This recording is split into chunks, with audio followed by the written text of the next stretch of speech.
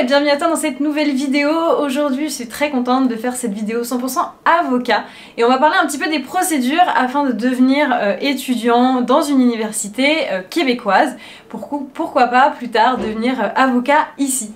Bonjour, pourriez-vous vous présenter s'il vous plaît? Bonjour, donc je me présente, Anthony Daou, je suis avocat criminaliste pour le cabinet Riendo Avocat. J'ai étudié à la faculté de l'Université de Sherbrooke en 2016. J'ai gradué en 2019 et j'ai fait l'école du barreau en 2020. Très bien, merci beaucoup. Alors pourriez-vous nous parler un petit peu des différentes procédures? Est-ce qu'il vaut mieux candidater dans plusieurs universités? Est-ce que vous connaissez les différentes universités ici au Québec? Évidemment, c'est sûr que tout mettre les œufs dans le même panier va réduire les chances d'admissibilité. Évidemment, c'est un programme qui est demandé d'être admis, d'intégrer un programme de droit, que ce soit au Québec ou ailleurs. Moi, je vais parler de mon expérience avec le processus pour intégrer une faculté de droit au Québec. Donc, il y a plusieurs facultés de droit qui donnent le programme au Québec, notamment l'Université de Laval qui est située à Québec, l'Université de Sherbrooke, située dans cette ville-là, l'Université de Montréal, l'Université du Québec à Montréal et également à l'extérieur du Québec, l'Université d'Ottawa. Okay. C'est à peu près ça pour les facultés de droit. Et est-ce que la sélection est difficile pour entrer dans une université et suivre un parcours de droit ici? Oui, c'est effectivement difficile, considérant qu'il y a beaucoup d'offres. Les demandes, évidemment, sont restreintes à un certain nombre qui peuvent, nombre qui peut varier d'une faculté de droit à une autre. La cotère, dans mon temps, en 2016, qui était exigible, ça tournait, ça gravitait autour de 30 à 32,5 de cotère. Une cotère qui est une moyenne, là, qui est une cote calculée durant son parcours collégial.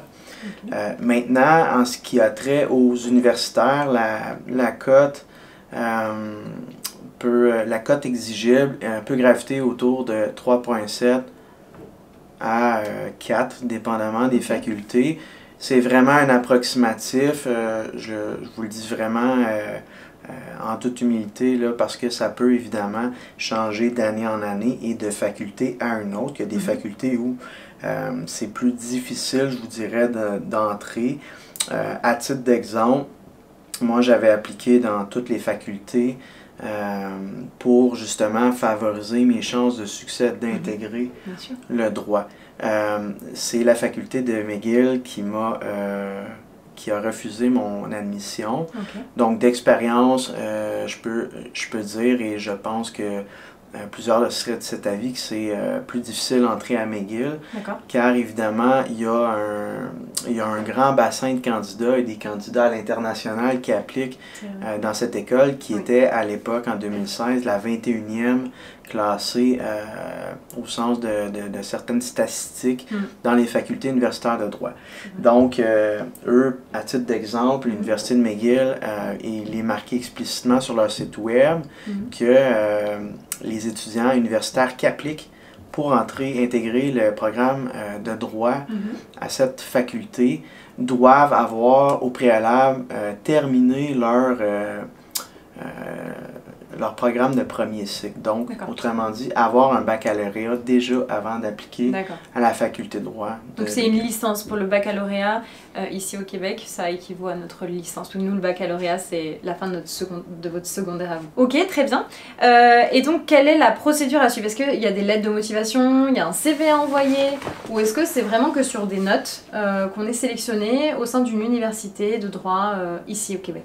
C'est une très bonne question à laquelle je vais prendre à titre d'exemple l'Université de Sherbrooke. L'Université de Sherbrooke, il y a une application qui doit se faire sur, évidemment, le portail là, qui permet de faire les applications. Les écoles fonctionnent, ont tous et chacun des portails pour appliquer dans le programme. Certains programmes exigent seulement un profil académique, autrement dit, les notes, on envoie notre relevé de notes et c'est vraiment une admission qui est plus simple, si on peut le dire comme ça. Ce qui est plus complexe, c'est de comparer des universitaires à des niveaux collégials.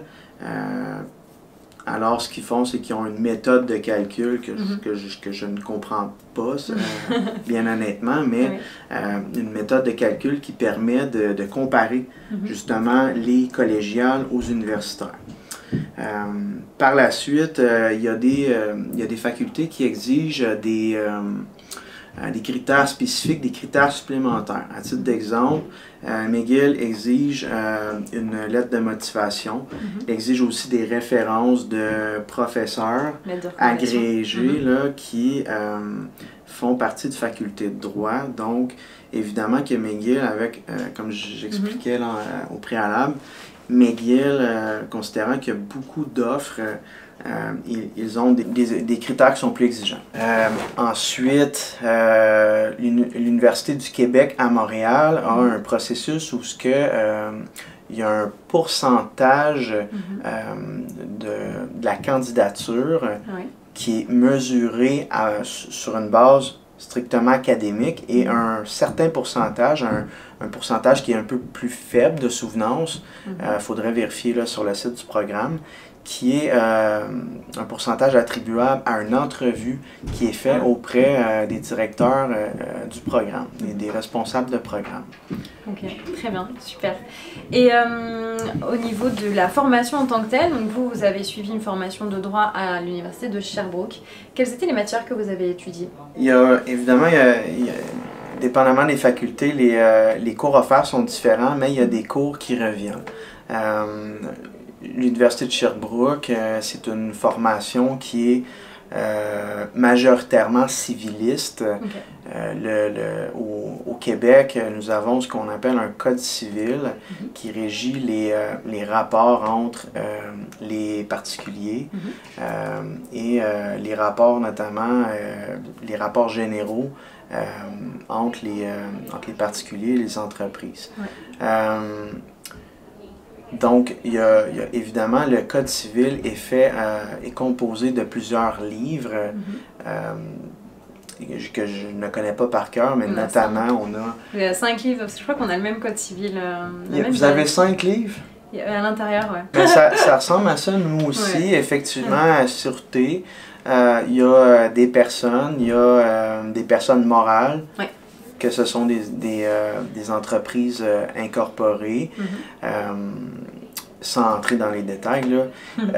Sinon, il y a des successions, donc tout ce qui a trait aux héritiers. Il y a également bien prescription. Comme vous, c'est bien, nous, ça s'intitule bien prescription. Il y a des obligations qui est un livre que je vous dirais qui comprend la moitié des articles du Code civil. C'est un livre très volumineux qui régit les rapports contractuels ou les rapports obligataires entre deux parties. Donc, qu'est-ce qui se passe, par exemple, si on a un contrat X et une des deux personnes, une des deux parties ne respecte pas ses obligations. Donc, il y a des mécanismes qui s'opèrent, il y a des outils, des droits qu'ont les contractants, des recours.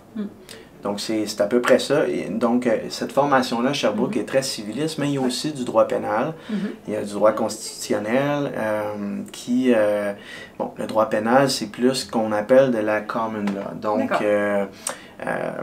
oui, il y a un code criminel pour régir le droit criminel, mais c'est surtout il y a beaucoup d'articles du code criminel qui sont en fait des infractions.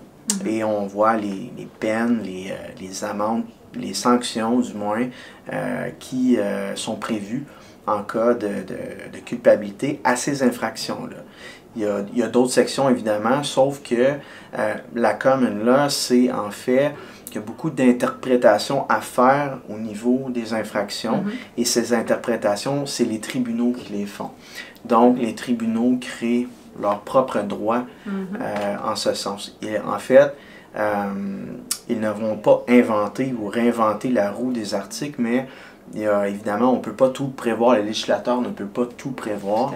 Alors, c'est pour ça là, que souvent, il y a des éléments juridiques à interpréter que les tribunaux font et c'est ce qui crée la jurisprudence qui est très importante en matière de droit criminel et pénal. Tout à fait, parce que c'est un pays donc, de common law dans cette matière, parce que c'est une matière fédérale, si je ne me trompe pas. Exact. Donc c'est pourquoi le common law va prendre tout son sens ici, et notamment dans ce cabinet, chez le cabinet donc Riendo. Très bien. Est-ce que vous avez quelque chose d'autre à rajouter concernant ce chapitre-là?